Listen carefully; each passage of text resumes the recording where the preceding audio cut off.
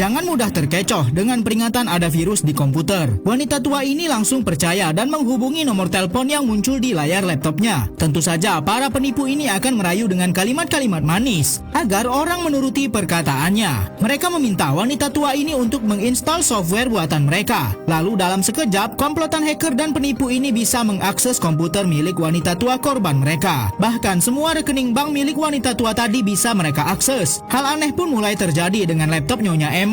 Komplotan hacker ini mengatakan kalau ada kesalahan dalam sistem mereka dan mengatakan sudah mengembalikan uang Nyonya Emma sebesar $50. Sehingga dengan secara spontan Nyonya Emma login ke akun bank miliknya. Namun jumlah uang yang masuk dari mereka ternyata $50.000.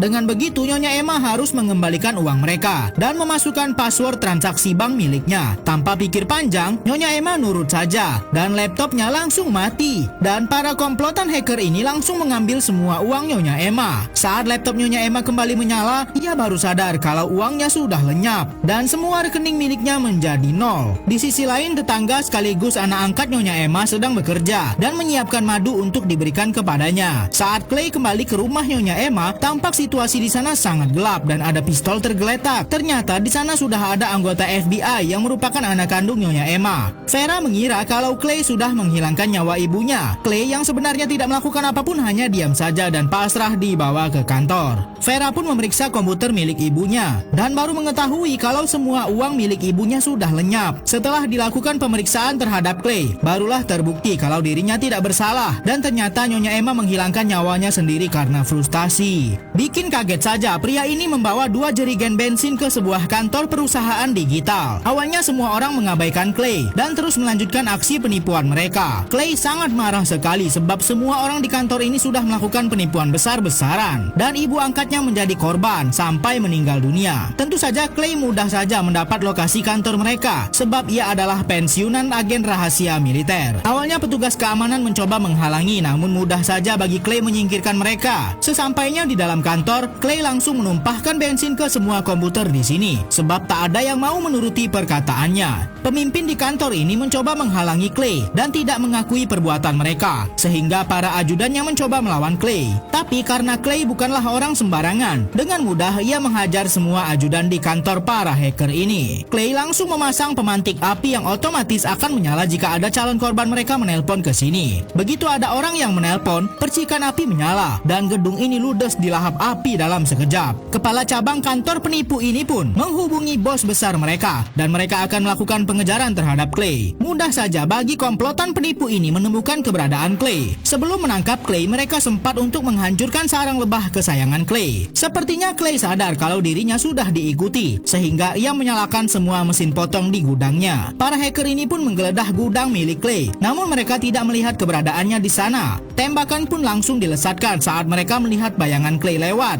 Namun dalam diam, Clay berhasil menangkap salah satu anak buah hacker kejam ini, sampai membuat bos mereka panik sendiri. Saat ia sedang melapor ke bos besarnya, Clay muncul lagi dan mengikat tubuhnya. Setelah hacker sudah terbuang ke sungai, Clay pun langsung memberikan peringatan kepada bos besar hacker itu kalau Clay akan menghancurkan semua bisnis kejam miliknya. Bos besar komplotan hacker itu pun mulai panik dengan semua ancaman dan serangan dari Clay, sehingga mereka pun mengirim seorang pemburu dari mantan militer untuk menangkap Clay. Dalam sekejap pemburu itu datang membawa senjata machine gun untuk memusnahkan Clay. Mobil polisi pun ia musnahkan dengan mudah. Clay tentu saja tidak akan tinggal diam dan mencoba melawan pemburu kiriman yang ditugaskan untuk menangkapnya. Namun tampaknya Clay tidak begitu mudah untuk ditaklukkan. Sampai-sampai pemburu ini menggunakan senjata yang lebih besar, sehingga menghancurkan pom bensin tempat mereka bertarung. Clay hanya cukup melempar sebotol madu ke wajahnya untuk menghentikan pemburu ini. Setelah itu Clay mengambil jari tangan pemburu yang ternyata merupakan bekas rekan militer miliknya. Clay pun pergi menggunakan mobil milik orang yang sedang berada di pom bensin ini dan menuju markas pemburu yang mencoba menangkapnya tadi menggunakan jari yang sudah ia ambil. Clay mengumpulkan senjata yang bisa ia bawa untuk melanjutkan penyerangan pada komplotan hacker incarannya.